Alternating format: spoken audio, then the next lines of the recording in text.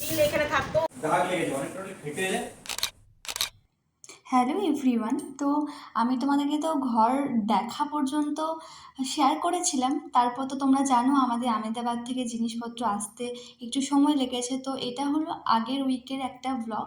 তো আজকে সময় পেলাম শেয়ার করার জন্য। সোহমের একটা মুভি আছে না, ওখানে সোহম বলেছিল যে বিদেশে বাঙালিরাই তো বাঙালিকে দেখবে। তো আমরা তো বিদেশে নেই, কিন্তু ভিন রাজ্যে তো আছি। তো আমরা গিয়েছিলাম ঘরগুলো পরিষ্কার পরিচ্ছন্ন করতে হোটেল থেকে। তো এই যে দেখছো এই মিষ্টি এই বাচ্চাটা হলো এই আমাদের অ্যাপার্টমেন্টেই একজন বাঙালি দাদা থাকে, তার মেয়ে।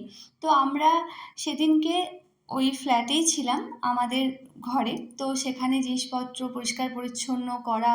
আর তোমরা জানো কি, মানে আমাদের আসার আগে শুভদীপ দা মানে ওর বন্ধু সমস্ত দেখাশোনা জিনিসপত্রগুলো সব কিছু, এমনকি আমরা বাড়িঘর গোছানোর পর শুভদীপদার বাড়িতেই লাঞ্চ করতাম, ডিনার করতাম। তো এই জন্যই বললাম যে সোহম বলেছিল যে বিদেশেই বাঙালি বাঙালিকে দেখবে, সেরকম ব্যাপার। তো আমরা ঘরগুলো পরিষ্কার পরিচ্ছন্ন করতে বা আমাদের তখন সব কিছু ঠিকমতো হয়নি। দুপুরবেলাতে এই যে শুভদীপদা, সিউড়ির প্রায় অনেকেই চেনো, তো শুভদীপদার বাড়িতে লাঞ্চ টাঞ্চ করতাম। তো আর শুভদীপদার বাড়ি আমাদের অ্যাপার্টমেন্টেই। তো বিশ্বাস করো আমরা সকলে মিলে খুব আনন্দও হয়েছে। তারপর সকলে মিলে খাওয়া দাওয়া, এখন তো আমরা পুরো বাড়িতে সেটেল করেই গেছি জিনিসপত্র। তো সেদিনকে আমরা খাওয়া দাওয়া করেছিলাম দুপুরে। তারপর এসে আবার ঘরগুলো আমি ঠিকঠাক করছিলাম, কারণ তখন যত তাড়াতাড়ি পারবো আমরা রুমে শিফট করতে পারবো। হোটেলে বিশ্বাস করো ঘুরতে গিয়ে 2-3 দিনই ভালো লাগে। তো এই জিনিসপত্র এত জামা কাপড়, কিন্তু এখানে ওয়ার্ডরোব অনেক বেশি, তাই বলছিলাম যে আমার কিন্তু জামা কাপড়ের সংখ্যা কম, আমাকে কিন্তু ওয়ার্ডরোব ফুল করতে হবে, আমাকে জিনিসপত্রগুলো বাড়ি থেকে আনতে হবে। বিশ্বাস করো আমার সমস্ত জিনিস আনাও হয়নি, তো এবার আনতে পারবো। আর এই যে আমার রান্নাঘরের পুরো রান্নাঘরটা প্রচুর কাভার্ড ছিল, যার জন্য আমার মন একদম খুশ হয়ে গেছিলো। আর এই যে সব ননস্টিকের বাসনপত্র নিয়ে এসেছিলাম, কি অবস্থা না হয়েছিল, কারণ ফ্ল্যাটটা অনেক ফাঁকা ছিল।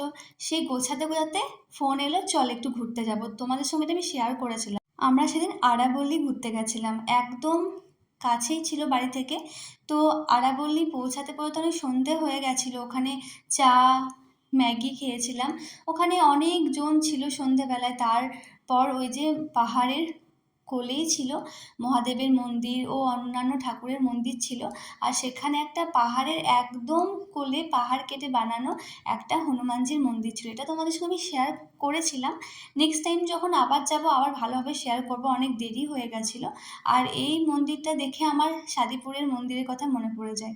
তো তোমরা হয়তো যারা শাদিপুর গেছো জানো যে পাহাড়ের উপরে হনুমানজির মন্দির আছে। জায়গাটা এতটা সুন্দর ছিল, আর এখানে অনেক দেবদেবীর মন্দিরও ছিল। আমার কিন্তু ভীষণ ভালো লেগেছিলো, আমি নেক্সট টাইম আবার যাব।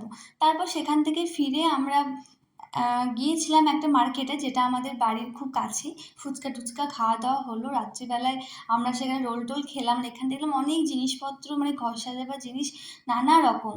তো আমার তো বেশ ভালোই লাগলো যে বাড়ির কাছে এত সুন্দর যদি একটা মার্কেট থাকে তাহলে তো কার না ভালো লাগে।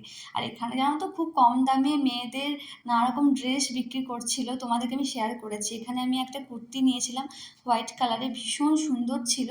আর এই যে যাই নেব ইনি তো খুদ বার করবেন, যাই হোক। আর এই মার্কেটে স্ট্রিট ফুড ভীষণ ভালো পাওয়া যায়। অবশ্য দিল্লিতে স্ট্রিট ফুডটা ভীষণ ভালো পাওয়া যায়। এগ রোলটা ভীষণ ভালো ছিল, অবশ্যই এগ চিকেন রোল ছিল। যাই হোক, তো এই মার্কেটটা খুব ভালো, তোমরা দেখতেই পাচ্ছ কত কত জিনিস। আর এখান থেকে আমি একটা ইন্দো ওয়েস্টার্ন ড্রেসও নিয়ে নিয়েছি, তোমাদেরকে আমি শেয়ার করেছিলাম। খুব অল্প টাকায় এখানে ইন্দো ওয়েস্টার্ন ড্রেসগুলো ছিল, ভীষণই সুন্দর। তো এরপর আমরা ফিরে গেছিলাম বাড়ি। আবার জিনিসপত্র গোটাগুটি শিফটিং করা যে কতটা কষ্টের, আর এটা আমার লাইফের ফার্স্ট এক্সপিরিয়েন্স। কখনো আমি এরকমভাবে কখনো করিইনি।